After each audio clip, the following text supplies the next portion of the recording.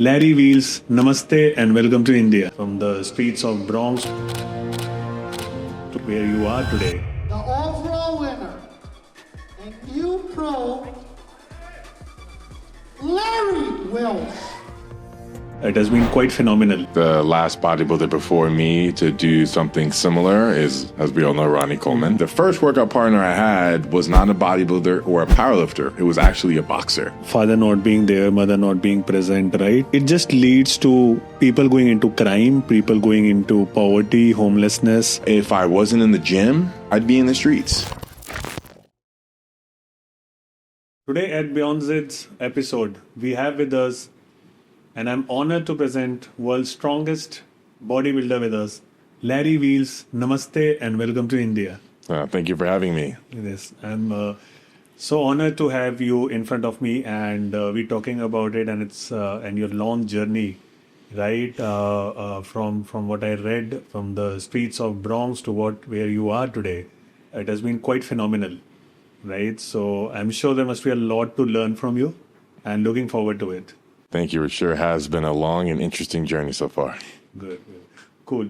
So, so the way I'll start, Larry, is that I really wanted to, and I was reading about you and I was totally amazed. One, your lifts have been crazy, right? And we have all grown up on your lifts, seeing you lift heavy and effortlessly, right? So that has been the most surprising part of the videos. And for the longest time, I used to think that it must be fake, it must be fake. No, I was not ready to believe that it's the real weights, right? But the fake does not last long on the internet, right? So, and you have proved time and again at various forums, right? In various situations, various gyms, right? And everybody is supremely surprised to see how much you lift.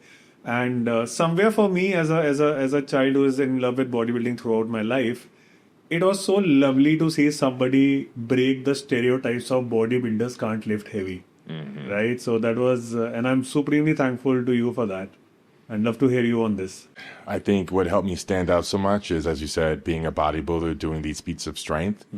The last bodybuilder before me to do something similar is, as we all know, Ronnie Coleman. One and only. And his videos are evergreen.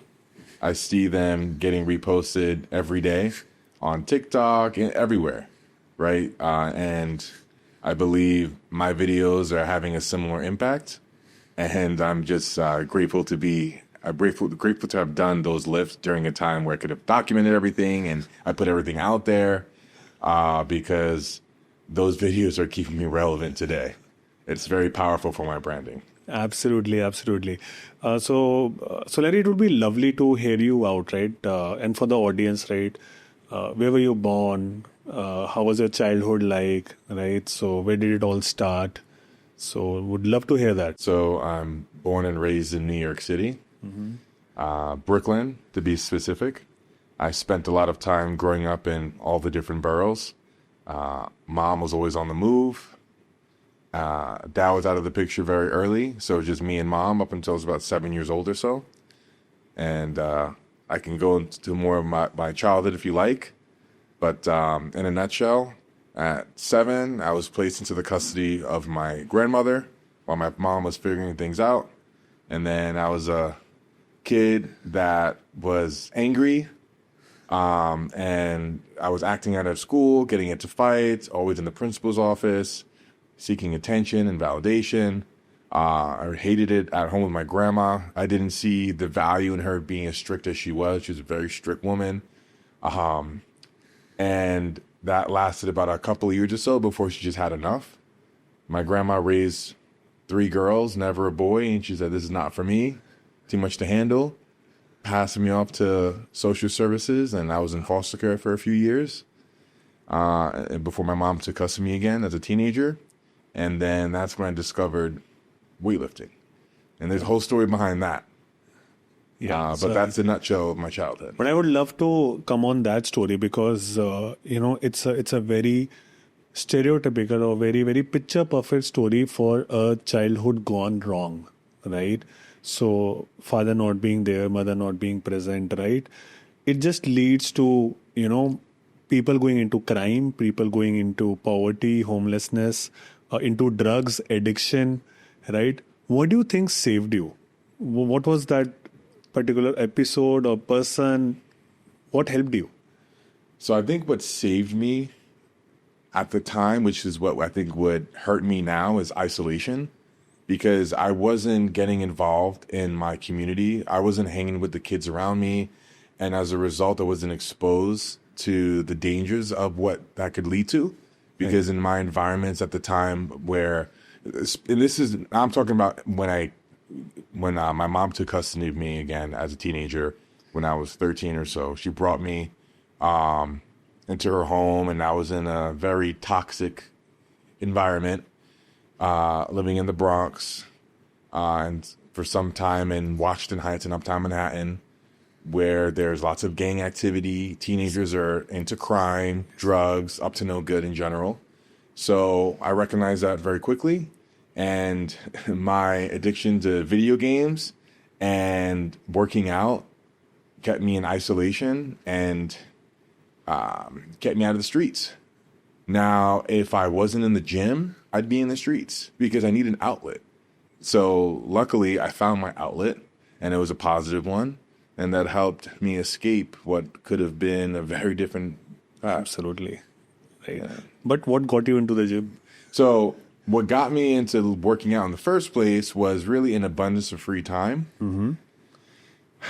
And just having, as I was just saying, no outlet for all this energy I had. Because when my mom initially took custody of me, the first thing she did within a year was bring me to St. Martin. And when I was there at 12, 13 or so, I wasn't in school. So I was there for 2.5 years at 12, 13 years old, not in school, not able to work, literally had nothing to do except play video games or exercise. So I did both. And I wasn't even old enough at the time to go to a gym. I had to be 16. And there's no way I was just going to sit around and wait several more years where we may not have even been there because she was talking about maybe living somewhere else. She wasn't sure about the lifestyle for her. And I just took it upon myself to take a broomstick and some cinder blocks, get creative, start doing some bicep curls and some bench press off the floor, some sit-ups, push-ups, whatever I could figure out for a workout routine using YouTube or just asking around. And I made the most of the cards I've been dealt. And I actually saw development rather quickly. It took me not more than 6 months to make a significant transformation with no gym. Wow. So that goes to show you that with a will, there is a way. And I found my way. Lovely. Was there any role model that you were chasing at that time? Was there any Rocky movie or, you saw Arnold poster? Was it something like that? At this stage in my life, no. The only content I was consuming was content about video games or working out.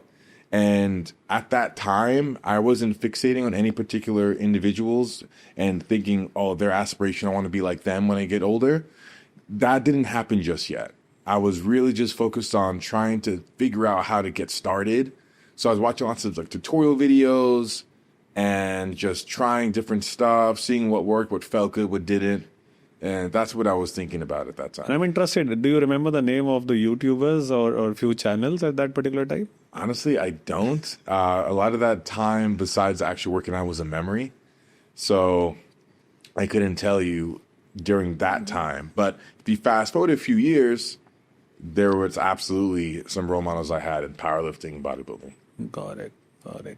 And but I hear you, right? And it's these are very similar stories. It's almost carbon paste stories of Kai Green when I've heard him, and also Mike Tyson, also maybe New York only, and this kind of background. So was there always a folklore of these people going around on the streets? What was that? What did you say? The Kai Green stories and the Mike Tyson stories where they've become what they have become by themselves, right? With no family support and nothing. Yes, that's very common in bodybuilding. Yes, there are many bodybuilders I've met that share a similar story to mine, with dad not being present, mom not being around, not being in school, and just turning to the gym to avoid, to escape the environment they don't want to be in. Right. And from this, how did you move into proper powerlifting? When my mom took me back to the States when I was 15, 16 or so, the first thing I did was join a gym. Before I even signed up for school, I was like, I need to go to the gym. Because the whole time I was in St. Martin, I wasn't at a gym. I wasn't old enough. But then when I turned 16, I finally was of age to go without somebody being there with me. And it was the most exciting time of my life because I spent years anticipating this moment. So I was just being in gym tours, trying gyms all over the city. And then eventually I found a workout partner. And the first workout partner I had was not a bodybuilder or a powerlifter. It was actually a boxer. Wow. So he took me under his wing, and he was trying to make a boxer out of me, and I was happily going along with it. It was just exciting to be in a gym, to learn from somebody older, experienced, a vet in the game, and to have an idea, like a sense of direction of where I'm taking this. I thought I was going to be a boxer because you are your environment, especially at 16 years old. But that didn't last long because Mom and I moved somewhere else. And then I found a workout partner that helped me discover powerlifting. And that's when everything started. That's where I started turning into Larry Wheels, because I started looking up powerlifting videos. And that's when I started finding role models that were getting me really excited and were motivating me, such as Pete Rubish, Chris Hickson, Eric Lillybridge, and a couple of others that were making content on a regular basis. And they were very young, nearly my age, not much older, and just making very exciting videos. You know, you watch these videos they were making, and they're hyping themselves up in the gym with loud music blasting.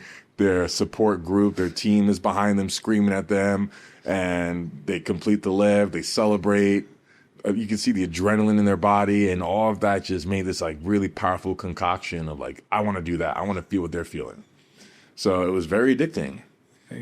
From binge watching these videos, building up the anticipation till I can get to my next workout and chase what they're doing, getting to the workout, chasing PRs, hitting PRs almost every week. Because at 16, 17, you're going through puberty, right? You're going through so many changes. You're getting stronger just doing nothing. If you didn't train at all, as you're turning into a man, you're going to be getting bigger and stronger. So you add weight training and proper dieting on top of that.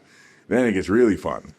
And it was just a very addicting process. I love seeing the weight go up every other week and seeing my body change. And, you know, I got hooked on the progress. I'm digressing from the topic a bit, but just curious, right? So, like you said that you found a gym bro to help you out twice, right?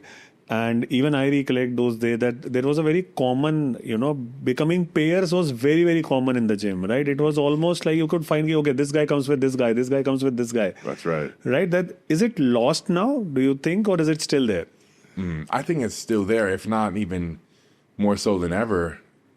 For example, I just opened a gym in Claremont, California, and most people come in groups, you know, not even pairs. Now it's like groups of 3, 4, even 5 guys coming in together, and it's like a team effort. Then you miss that. Oh, if I could have those 5 guys. Oh, absolutely. Now, as a gym owner, when I train, I find myself usually training alone. And I've spent the last 13 years training with a training partner, or even with a team, like in a team setting, with my powerlifting coach, where he'd be coaching me along with several others. And training alone is not fun. Now that I've experienced what it's like to train with a workout partner, with a coach, with a team, training alone is the worst way to train. Because you say you're going to hold yourself accountable, but when there's no one there to push you, right? Or you end up just not bringing the same energy and putting in the same effort as if when there's somebody is there that's watching you and holding you accountable to getting the workout done 100% and putting in the 100% effort. So my training has suffered since I've been training this way. And I do miss having a consistent workout partner that's aligning with my goals and is excited about training as I am. Because not just any workout partner is a good fit, right? It's really important. It's like with business, you were mentioning this briefly off camera, how they need to align with your goals and bring the same energy. I've had people walk into my life recently that attempted to be a workout partner, but then the schedule isn't consistent. There are weeks that go by where we don't train together. Maybe when we do train together, we're talking about something else entirely. We're not really like living in the moment, like we're both kind of absent. It's just like the energy's off. Our goals definitely don't align. Right. So it's surprisingly challenging now to find a consistent, good workout partner. Whereas something that I never thought was a problem because it came so easy in the past is now difficult. Yeah. I think my personal observation is that it might be the age factor, right? Yeah. So people in that early 16 to 21, 22, they're still able to live that gym bro zone, Yeah. right? But once you get into the responsibility zone in your late 30s and all of that, then it becomes slightly difficult. But anyways, let's go back to you, coming into the puberty age and adopting powerlifting as a lifestyle, right? What about the resources, right? So where were you finding the resources to, pay for the training, pay for the diet, right? How was that struggle? Well, I had to work all kind of different jobs and jobs that didn't want to work, that's for sure. Such as being a waiter at a restaurant that spoke a language I didn't even speak. Don't know why they hired me. And then I was a security guard working at different nightclubs across the city. I was attempting to be a personal trainer at Equinox. That didn't last. All of these jobs I was terrible at, by the way. I wasn't good at any of these jobs. Like, these were just jobs I was picking up to try and pay for my chicken and rice meals, pay for my supplements, pay for my gear and everything, pay for my gym memberships. It was literally just enough to get me to the next level, right? And I did what I had to do. I was working at 1.3 jobs at the same time, and as a security guard on the weekend, taking a couple PT clients here and there, server 5 days a week. You make it work. Especially in New York City, everyone is like, we glorify hard work, working 80 hours a week, not getting any sleep. Like, that's a flex in New York, right? Like, I'm working harder than anybody in the room. I'm working the longest hours. I'm sleeping the least. At least back when I was a teenager, like, that was the mindset everyone seemed to have in my perspective. And that's the mindset I thought I need to have to be successful. Like, I got to just outwork everybody, I guess. And I just got to never take time for myself to have fun. I just got to be gym, work, and then repeat. And that worked for a time. It got my foot in the door. It got me enough to, it got me to the place I needed to be, to where I can be who I am today. I'm glad it didn't have to last too long, but, not in a nutshell, by the time I turned 21, I was able to monetize social media and give up these jobs I didn't want to do. Do you remember any purchase of that time that is still very dear to you, or you think that purchase is even better than buying a new car today? Any purchase? Anything that you purchased, like maybe, the first pair of shoes, maybe that elusive gym membership, maybe a certain supplement that you bought for the first time at those struggling days, that is still very, very dear to you? Or you remember that made you so joyous at that time? I think it would have to be like my first powerlifting belt, because it just was such a game changer for me when I went from lifting with no equipment to now using a real powerlifting belt that was over $100. And whenever I was making a purchase at the time, I was thinking about how many hours of work I had to do to pay for this item. I was like, damn, that's 10 hours of work for a belt. Like, is it worth it? I don't know. But it was an absolute game changer for me. And that belt became like one of my signature things, where I'd hit a PR, throw the belt. My belt at one point had an Instagram page with like 50,000 followers. Wow. Because I threw it so many times, so violently. And it had like its own personality and everything. So it ended up becoming a big part of who I am, my branding. So I'd say it'd be my first powerlifting belt. Is it still around? It's still around. I should frame it, because it was definitely really important at a very special time in my life. And yeah, it's still around. It's this yellow and blue belt. Yeah. Lovely, lovely. Yeah. So what piece of advice, Larry, would you give to a Indian teenager, right? Somebody who's 16, 17, 18. Because in India, I will tell you, the struggles are mostly around two things, right?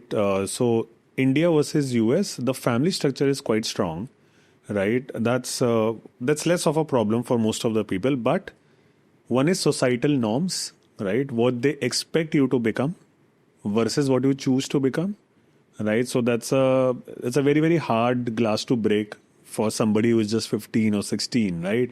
Let's say they want to be a bodybuilder. Let's say they want to be a sports which is not very popular in India, right? Except cricket. But the whole family wants you to be, a more nerdy career choices like becoming an engineer, a doctor, right? So one is societal norms which are expected out of not only your parents but your relatives from your parents, that your child should become this, should not choose bodybuilding. It's not a career. It's not this. It's not that. Right. And the second is resources definitely. So we are not one of the richest countries in the world, right? And not every family has, because bodybuilding is a very, very demanding sport in terms of daily spends, right? So what is your advice? Just raw advice. You hear me out. What's your raw advice coming out of it? Sure. Regarding the first thing you mentioned, I say move in silence and let your actions speak. And you don't have to put it in their face all the time. And you can't force people to agree with your decisions, right? You said family often don't approve of bodybuilding and that lifestyle. Well, you don't have to talk about it with them. You just go to the gym, you take your supplements, you eat your chicken and rice, and you keep quiet about it. And you talk about it with the people that care about it as much as you do. But you don't have to try and force it if it's not there with somebody. And I can relate on some level with that with my own family. When I first got into the sport, none of them are bodybuilders. None of them even work out.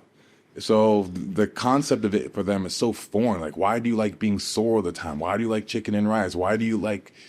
They just couldn't understand any of it, right? And let alone like where it could potentially take me one day. None of us can see that coming.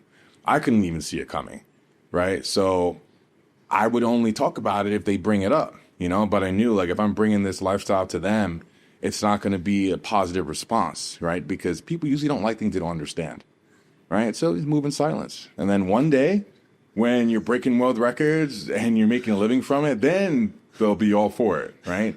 Because I think that's where some of the disapproval comes from, is like, this is not going to lead anywhere good, right? Or you're wasting your time, right? You should spend your time here because it could give you a better result, better life. So instead of trying to prove that before you've proven yourself that it could be possible, just stay quiet about it. Okay. And the resources? The resources? Well, as a kid that grew up in a few different ghettos in New York City, resources for me weren't readily available and accessible. I didn't have any support from family financially, that's for sure. And New York City is very expensive. So as I mentioned earlier, I had to work 2-3 jobs to create an income so I can be able to afford supplements, which are very expensive if you're running a full stack, and food, if you're a skinny teenager trying to get big, gets very expensive very fast. And going back, I wouldn't have stuffed my face with just fast food and like dirty bulk, because I ended up feeling like crap all the time from poor digestion, bad skin, bad sleep, mood swings from just eating all this hormone injected food.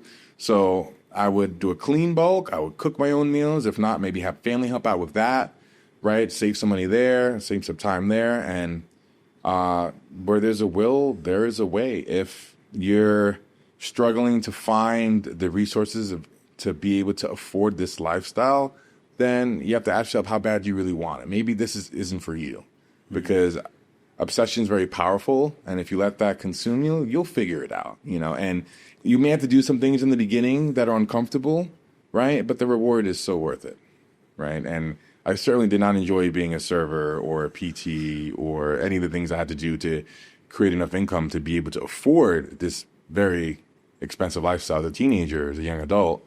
But going back, I do it all over again in a heartbeat. I have to think twice about it.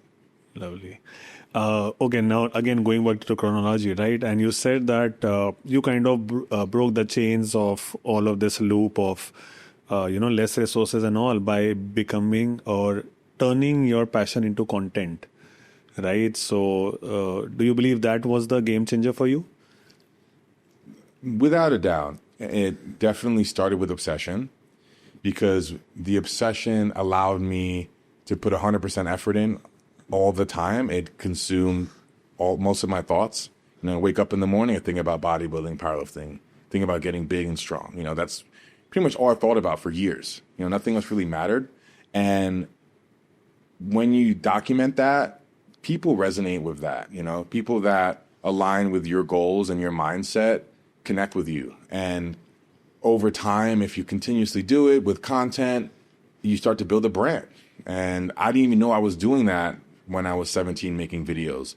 But by the time I was 21, I had hundreds of videos that I posted where I had no idea it was even possible to monetize lifting weights. That's not why I did it. That wasn't, I wasn't doing it to make money, because from what I understood, bodybuilders and powerlifters don't make money from the sport. You make it from doing other things. And I'm glad I did, and that my coach was able to see what I was doing, and he saw the potential in monetizing my platform, which at the time was with like ebooks, workout programs. And the minute I decided to make that decision after 4 years of working without pay, without money motivating me, it was an overnight success. But really, it was 4 years of just continuously putting out content consistently and showing like the raw emotion of what the sport meant to me. I think that's really important, that you show, like, me showing my celebrations, I think is more powerful than me actually doing the lift.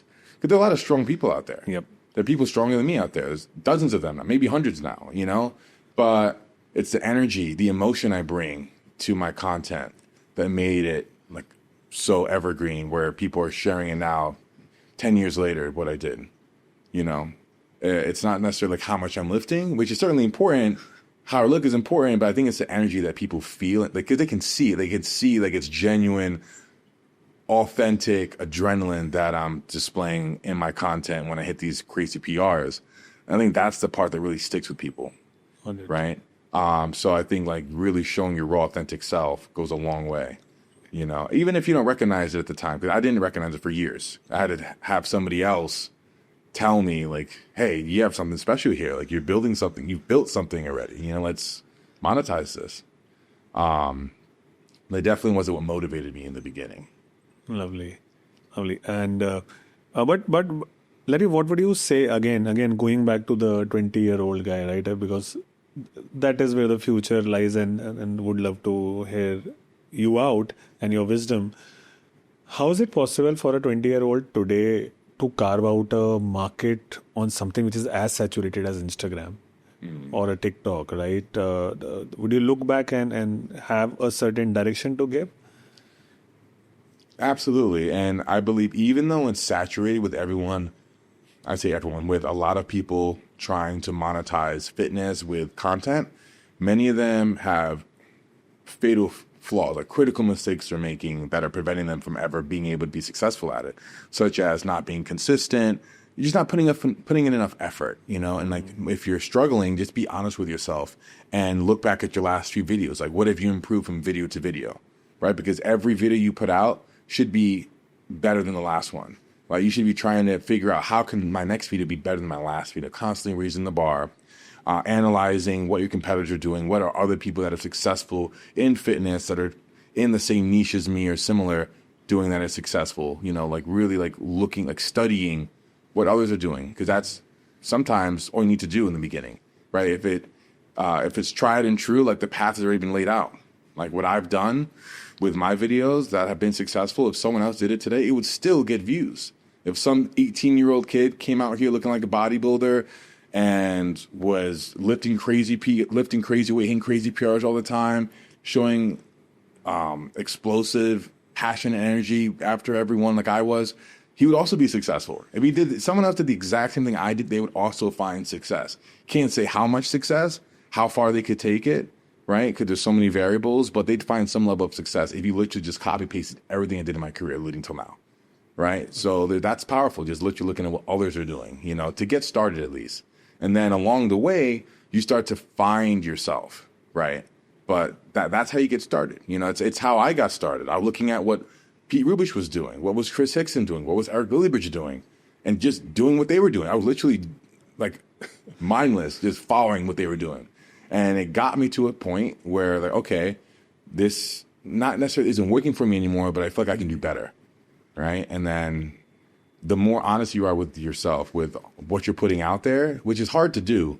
Like, even with my content today, I struggle with it. I struggle with being creative, right? Sometimes I get burned out and I just get comfortable and complacent. Like, yeah, this has been working.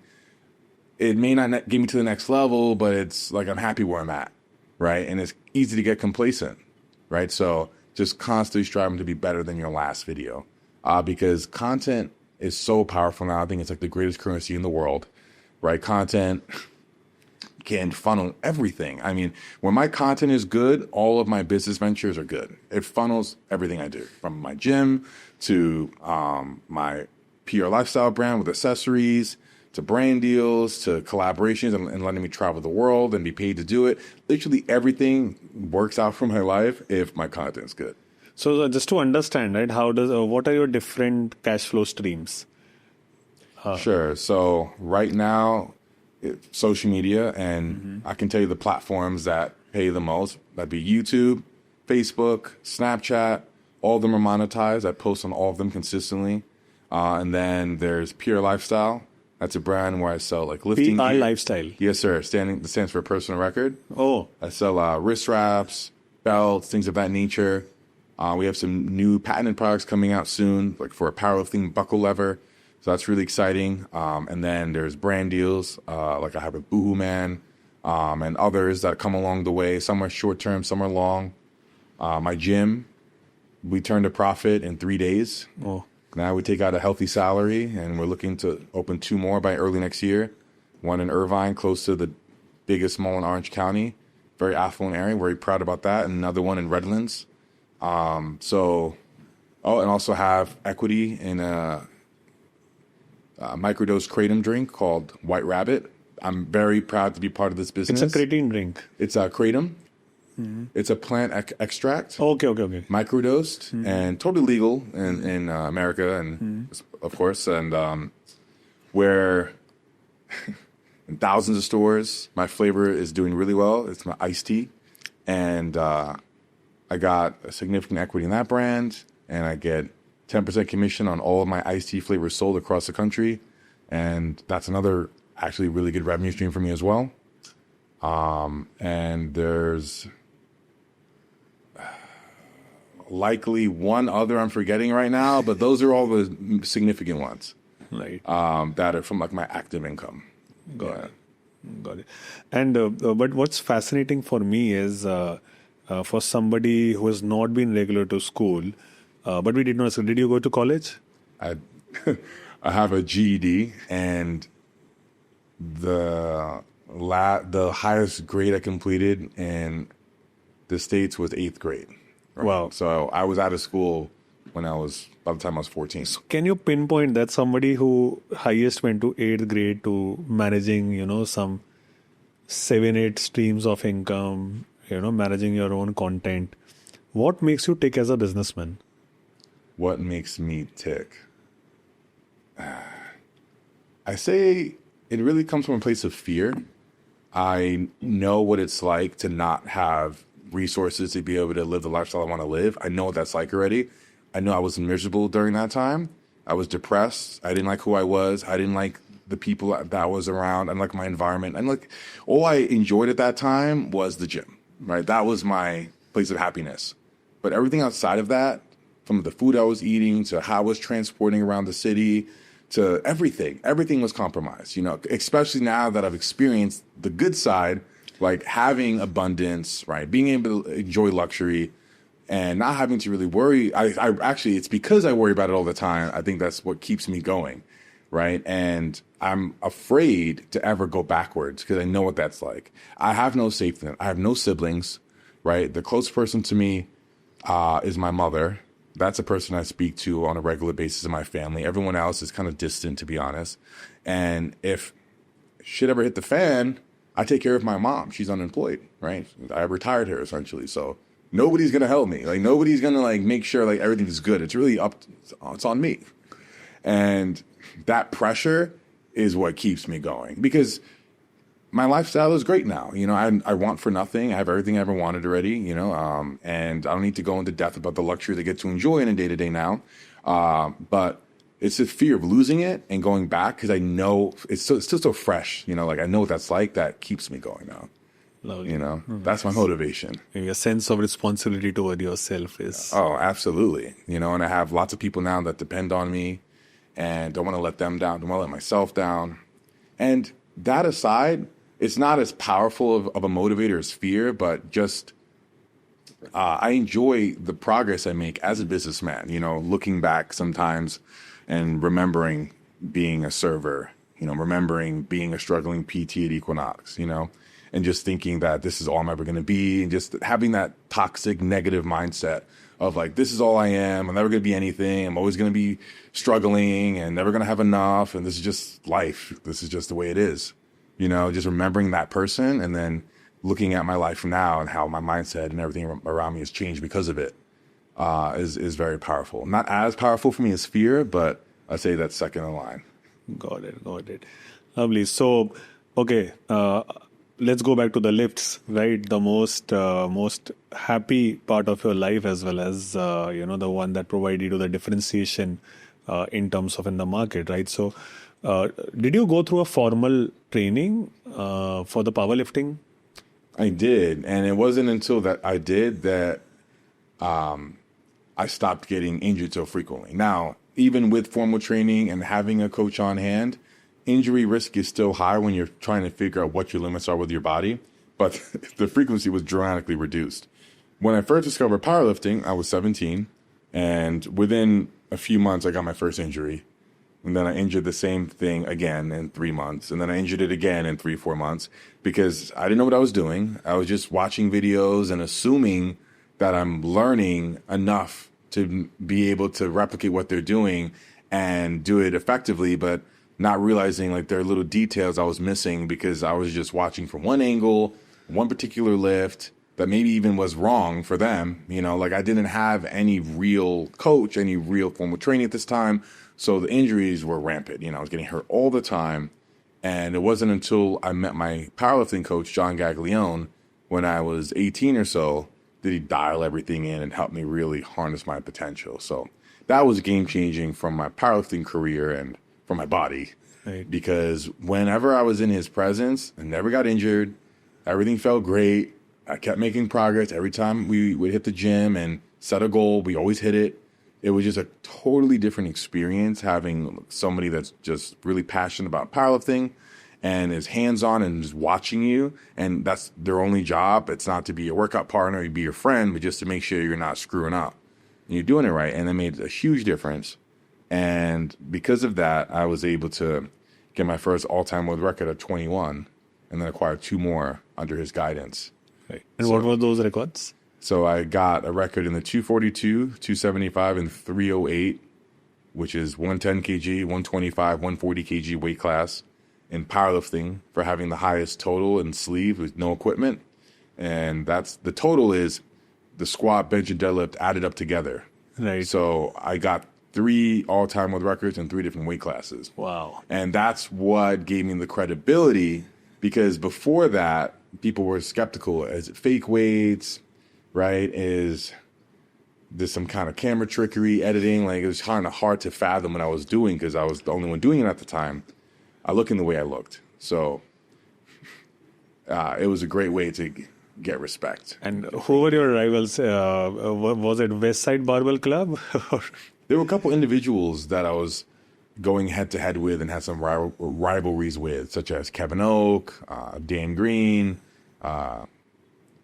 another man named Herbert. I mean, there was a few that I was going head-to-head with over the years. Right. That made things exciting. Even at one point, Pete Rubich, one of the people I was idolizing, I got to go head-to-head with at a competition. Got it. So everything came together. Lovely. You want to take a break? Oh, it's okay. No, I'm good to go. Cool. Yeah. So, Larry, next thing that I really want and I truly appreciate is the openness to the PEDs part, right? Because if you look at the culture right now, right, and if you zoom out and look at it,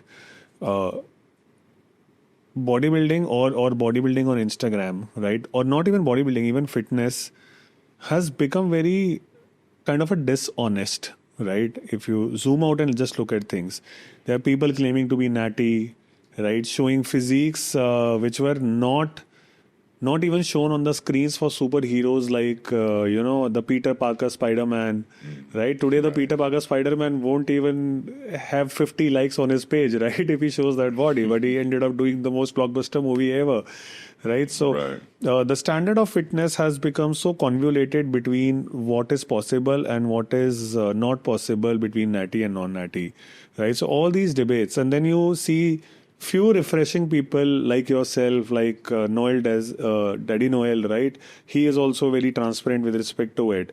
But what made you becoming transparent about it? And that's a great question. I didn't want to sell dreams that you can look like me, lift how I look, and do it all naturally. Because when I was doing these feats of strength, looking like a bodybuilder, I was on quite a lot of PEDs. And it would have felt just so dishonest and kept me up at night to be lying to all of my followers, to know that there's some kid out there that really believes that he can do what I can do without taking any PEDs, when that's been such a critical part of me having success in powerlifting. And in powerlifting, it's not drug tested. So you're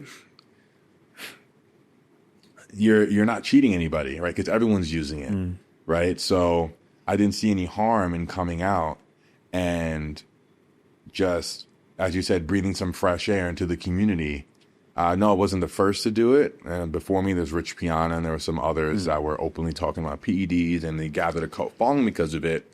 But I knew that it also would potentially be a hit to any supplement business ventures I may have in the future, right? Because people may question, well, if he's taking PEDs, why would he bother with supplements? Like, I don't understand, right? Testosterone is way more effective than protein. So even still, I valued sleeping good at night and having a good moral ground over that, over being a liar, right? I just couldn't see myself sustaining that lie the rest of my career, because once you tell it, you have to stick by it, right? If I told that lie and when I was in my 20s, I'd have to still be lying to this day, and then still be lying at 40, still be lying at 50, or just come out one day embarrassingly and be like, oh, well, actually I was lying all this time, guys. I'm not credible. You don't trust me. So I just wanted to put it out there as soon as I could, as soon as I had the courage to, and have my words together. And as a result, I gained respect, credibility. I think it only strengthened my brand. And I'm happy you did it. So do you believe people embrace honesty more than anything else? I think it can go far. It can take you places. And people are not dumb. They can smell BS. They can see it. So for longevity, I think the truth ends up always coming out anyway. And it's when you least expect it to. Right? And I think you're setting yourself up for a long, successful career if you're transparent and honest, almost to a fault, with your customers, with your fans, than trying to deceive them. Because it'll work temporarily, but then one day it may catch up to you and bring everything down. Yeah. And I couldn't sleep at night thinking that. Absolutely. But just to be on the fun side of it, right? And I keep on seeing these debates that we should have one PED full Olympics to see what the human bodies are capable of.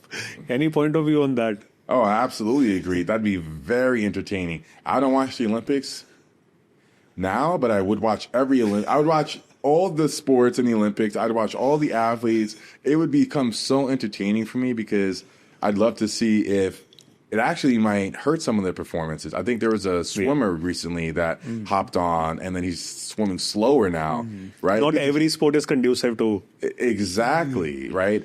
So it'd be very interesting to see what happens, like which sports benefit, which don't, which actually hurt their performance, and why. It's just going to breathe fresh air into it, right?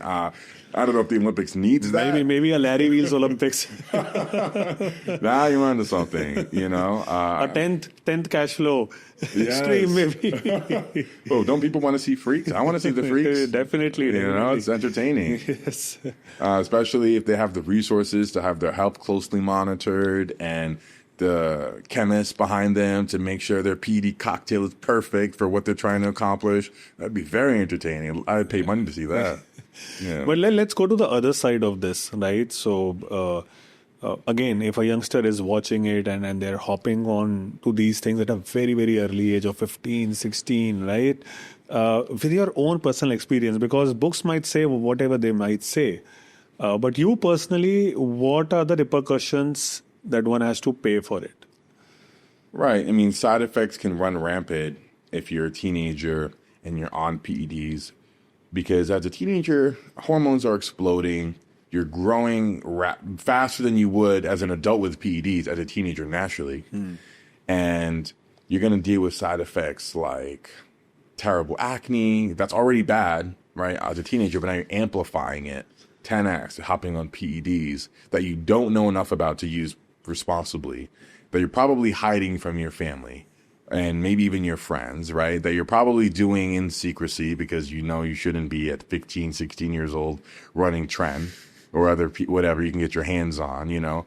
And there are so many things that that could potentially be really harmful to a teenager, not necessarily physically, but mentally, because steroids like tren dramatically alter your mental state, where as a teenager, you're very unstable as it is, right? I remember the teenager constantly having mood swings, right? All of us do. Yeah. Now you got tren to the mix, like you are an emotional nightmare, you know? You're just all over the place. 1 minute you're happy, 1 minute you're angry, then you're depressed, and that's just natural as a teenager. You add tren and PDs to the mix, and you become very unstable and unpredictable. And teenagers already are impulsive, right? And you're doing dumb stuff naturally, but you add PEDs to the mix, and now you might do something really dumb that maybe you can't recover from. So it's the things that maybe read online about, like the physical side effects. That, I can handle some acne. I have acne anyway. I can handle not sleeping at night from the insomnia and get from tren. That's fine. Like, I want to be big and strong. It's not a big deal. I'll suck it up. But then what people don't talk about enough is like the mental side effects, which are potentially way more detrimental, way more destructive than the physical. Right? And no teenager is ready to handle a real PED cycle mentally. You know, I know grown men still struggling to handle tren. Many of them won't even touch it because it's so hard on the mental, right? I know several bodybuilders at my gym that are on the Olympia level that don't touch tren because of how much it messes with their head. Because it is like, it burns bridges. You know, you may lose your girlfriend. Yeah. You might ruin relationships with your family, with your mom, with people that you love, that are close to you. And it's not always something that can be recovered, you know? So these are the consequences that you have to deal with if you decide as a teenager to run steroids, right? It's not necessarily like the physical side that's so destructive, but like the mental.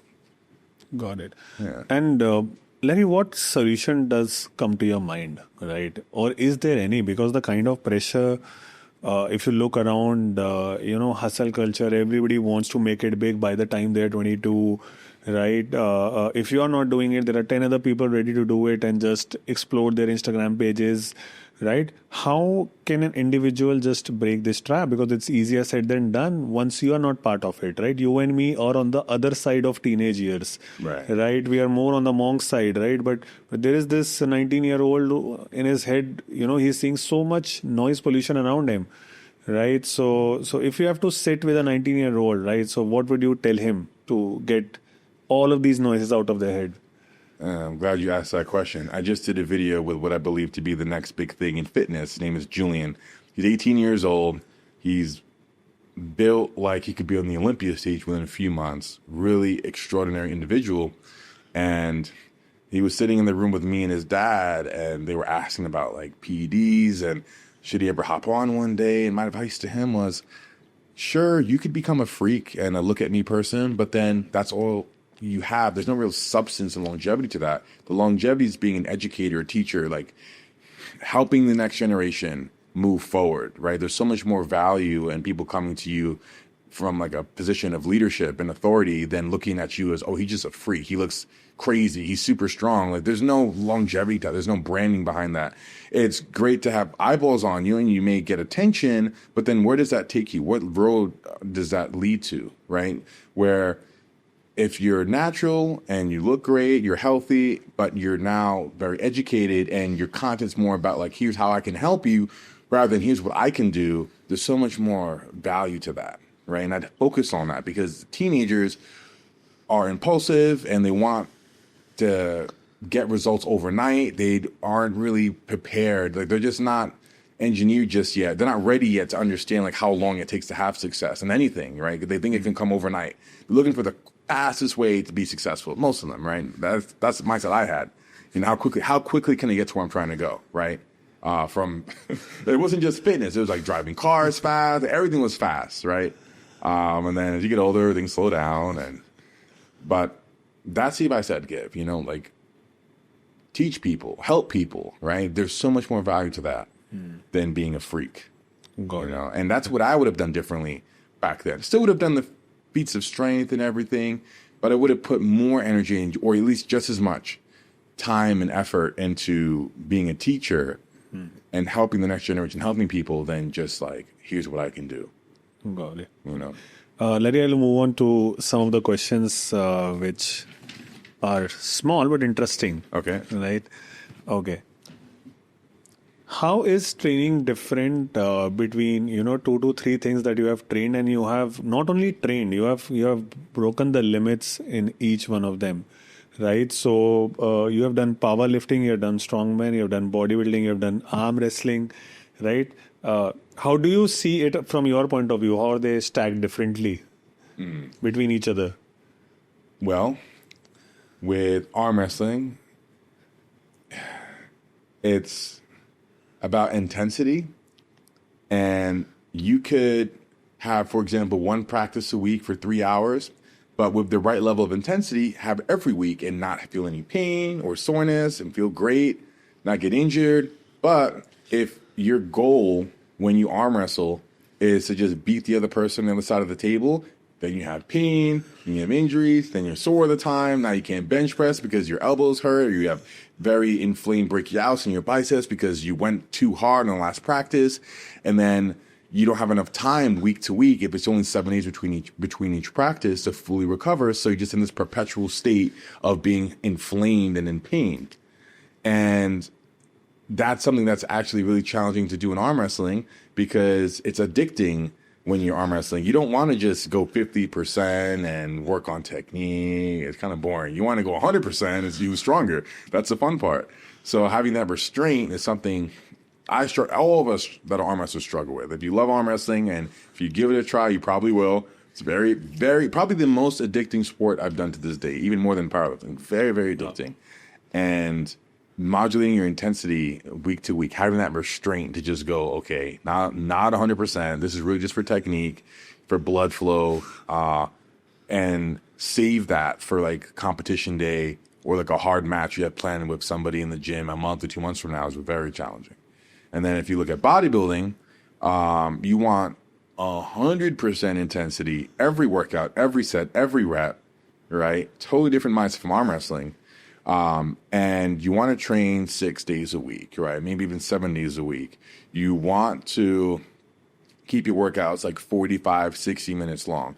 But then with powerlifting, you want to train maybe 3 days a week, right? And you don't want 100% intensity because with powerlifting, you're working more your central nervous system than you are your muscles. And that takes weeks to recover, not days. So you want to have a proper training program, have structured training where you have a hypertrophy phase, a strength training phase, a peaking phase. Like you need a lot of organization and structure in powerlifting to have success, or you don't make progress, you get hurt all the time, you get angry because you're not making progress, you're getting hurt all the time, and you give up, right? You don't necessarily need a coach with you hands-on every workout, but you do need that structured training program. Periodization. Exactly. You need periodization to level up as a powerlifter. You only get so far just doing what you feel like it on random days in the gym, benching 3 times a week, 1 week, and then once the next week, just having no plan at all, you're not going to get very far. And your workouts are sometimes 3 hours long because your rest periods are like 15 to maybe sometimes as much as 20, 25 minutes between squat and deadlift sets. Yeah. With bodybuilding, you're resting maybe a minute. Right? So very different training styles for very different purposes. So just to complete this question, who's your favorite bodybuilder, powerlifter, and arm wrestler? Favorite bodybuilder is Ronnie Coleman. Favorite powerlifter, Pete Rubish. Favorite arm wrestler, Devin Larratt. Devin Larratt. By the way, do you happen to also arm wrestle one of the Indians, Rahul Panikkar, the champion? Oh. I don't know whether you remember or not. Yes, he was very impressive. I think when I arm wrestled him, I was maybe 1 or 2 years into the sport. Crushed me. He got me. He got me good. Yeah. I would maybe get him now, but I also have him trained in 2 years. I think he's waiting outside the room here. Well, I haven't slept much last night, and I did pushka this morning, kushta this morning. Kushti, yes. I'm not ready. Very cool. So the next one is...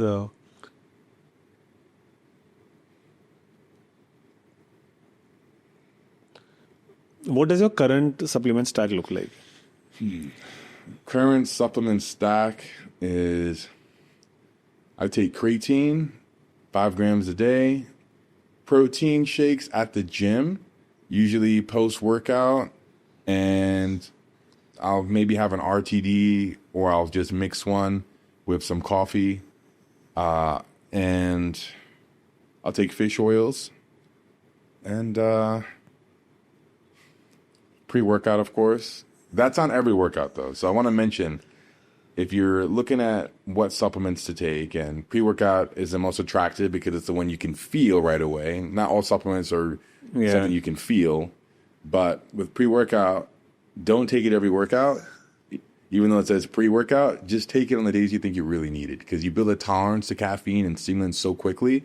You may take it your first day and it's amazing, you know. It's almost like a drug where you can't get enough of it and you want it all the time, but you get a tolerance to it very fast. And then now you need 2-3 scoops to feel what you felt on one a couple weeks ago.